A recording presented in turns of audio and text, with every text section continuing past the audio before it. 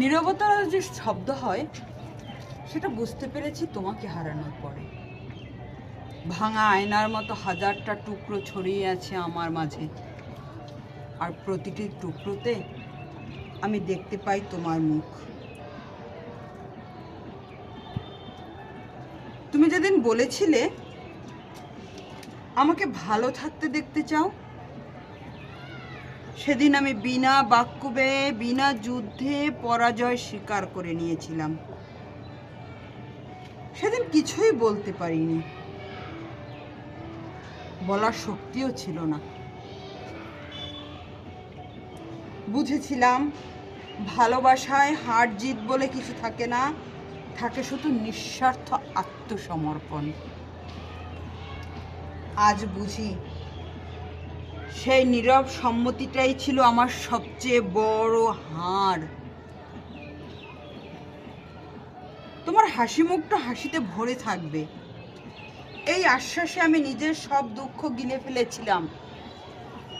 কষ্টকে বুকের ভিতর পাথরের মতো চেপে বলেছিলাম, ঠিক আছে, আমি পারবো, আমি সামলে নেব নিজেকে।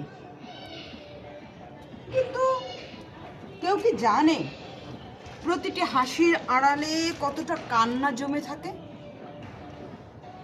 তুমি হাসলে আমি বেঁচে থাকতাম, আর আমি কাঁদলাম।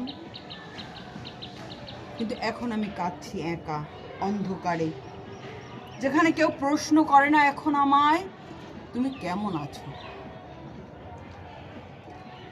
তুমি সুখী হবে বলেই আমি কখনো তোমায় জোর করিনি, অভিযোগ করিনি, অভিমান করিনি, অভিযোগ জানাইনি কখনো। ধরে রাখার জন্য চেষ্টা করেও আবার বাঁধন হালকা করে রেখেছি, তুমি শুধু সুখী হবে বলে। ভালোবাসায় তো জোরাজুরি চলে না, এই সত্য আমি হৃদয় দিয়ে মেনে নিয়েছি। অথচ মেনে নেওয়ার প্রক্রিয়াটাই আমাকে ধীরে ধীরে নিঃশেষ করেছে। তোমার সুখের পথ পরিষ্কার করতে গিয়ে আমি নিজের পথের কাঁটার ভয়ে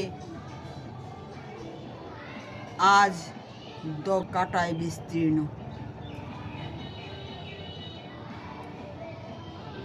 তবুও বলছি, ঠিক আছে, ভালো থেকো। ভালোবাসা মানেই তো স্যাক্রিফাইস। এভাবেই না হয় মেনে নিলাম তোমার সুখে থাকার সকল অধ্যায়গুলোকে, নিজের হারকে মেনে নিয়ে